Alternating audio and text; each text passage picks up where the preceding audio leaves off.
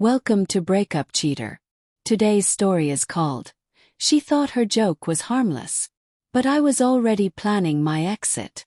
We had only been living there for 2 months. Our first real home. A cozy 2-story house with a modest backyard. The kind of place that whispered promises of stability, late-night wine on the patio, and Sunday morning pancakes. The kind of place that made you feel like maybe you'd finally figured life out. Marissa had planned the housewarming party weeks in advance. She was meticulous, down to the color-coded drink garnishes and the playlist that shifted with the sun. I manned the grill, wearing an apron that read King of the Flame, trying to smile and play the part of charming host without feeling too stiff. We invited around 20 people. Colleagues from her marketing firm, a few of my tech buddies, and some new neighbors. Marissa floated through the yard like she was born for it, wearing this red sundress that made her look untouchably confident. People gravitated toward her. She had that spark, that subtle dominance in a crowd. She owned the moment and I just tried to keep up. But something about her that day felt off. Not obvious, just a flicker. The way she touched my arm felt detached, quick. Almost like I was part of the decor, not her partner. Passed quickly.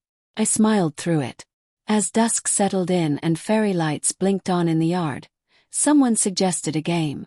One of those icebreakers that usually ends in half-truths and drunken overshares. Truth or drink, her friend Tasha called out, waving a bottle of tequila. Everyone was buzzed. Shoes abandoned in the grass. Laughs came easier. Marissa sat cross-legged on a cushion, wine glass balanced on her thigh, grinning like she knew she was the main character. Tasha leaned in and asked the question. What's one thing your partner doesn't know about you? There were chuckles. Few nervous groans. One guy chugged his beer and said, "Pass." Then it was Marissa's turn. She raised her eyebrows, looked me dead in the eye, and said with a smirk, "Let's just say Nolan would be very surprised if he read my texts from 6 months ago." The group erupted into laughter. Tipsy, awkward, too loud laughter. But I didn't laugh. And then she added, nudging Tasha's leg, "Don't worry. He forgave me, right, babe?" Still grinning. Still in control. But when I met her eyes, no anger, no outburst, just a calm, steady stare, I saw it. That flicker. That half-second where her face betrayed something. It was quick, but it was real. I spoke evenly. "That's quite a thing to joke about, Marissa." "Is it a joke?" She waved it off, laughed again, louder this time. "Oh my God, Nolan. Relax. It was a joke. We're all just playing." But I knew what I saw. And that's when a name I hadn't heard in a long time slammed into my brain like a brick. Owen Carter. A co-worker of hers. Funny guy. Recently divorced. She used to mention him often. Always something funny he'd said or how he just gets it. Then suddenly silence. He vanished from her stories. I remember once, back in April, her phone lit up during a movie. I caught a glimpse. Owen C. She flipped its screen down so fast it made my stomach twist. "Just work stuff," she'd said. But now I knew better. The party moved on. The laughter returned. Someone joked about stealing passwords. But I wasn't there anymore. I sat frozen, drink untouched, staring at the woman who'd just turned our life into a punchline. That night, I didn't confront her. The next morning, I stood in the kitchen, staring out at the lawn littered with plastic cups and overturned chairs. It looked like a scene from someone else's life. She walked in barefoot, stretching. "Fun night, huh?" I didn't answer right away. She poured orange juice, not noticing how still the air had become. I said, "You remember what you said during the game?" She didn't even pause. "Seriously, Nolan, it was a party. Everyone was drinking. Then just tell me now. Was it a joke?" She sighed. "You're really not gonna let this go, are you?"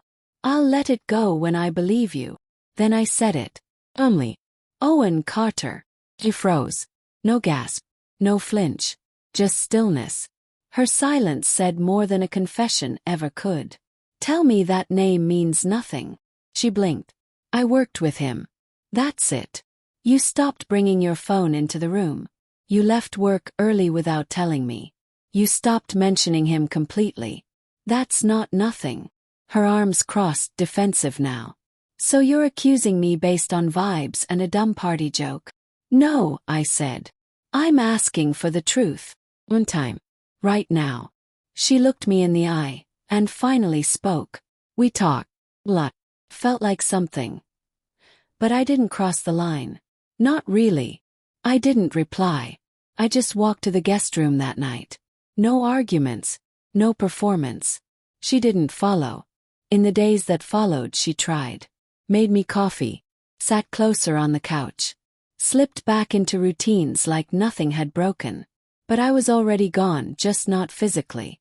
By the end of the week, I started packing. No shouting. No demands. Just slow, quiet decisions. When I told her I'd spoken to a lawyer, she looked stunned. Like the reality was only just reaching her. Nolan, you're not serious. Over a joke. You didn't joke. You lied. And now you're trying to soften it. It was nothing physical, she insisted. He nodded. So, it was something. Her silence was loud. I said, you didn't just blur the line. You erased it. That weekend I moved out. 2.5 weeks later the voicemail came. Just past midnight. Her voice was barely a whisper. I lied. It wasn't just emotional. I slept with him. Twice. She said she hated herself. That she'd buried it. Thought maybe it would die quiet. But it didn't. Clawed back. I listened to the whole thing. Not out of hope, but closure. I didn't call back. I didn't reply. Eventually she asked to meet. I agreed, not for her. For me. We met at a cafe. She looked different. Diminished. Worn thin by guilt. I thought if I joked about it, it would feel smaller, she said. No, I replied. You just made your betrayal performative. She nodded, tears rising. It only happened twice. Is that the truth? Yes, she said. I believed her. But it didn't matter. I'm not here to repair anything, Marissa. I'm here to let it die in daylight. She didn't argue. Maybe she finally understood.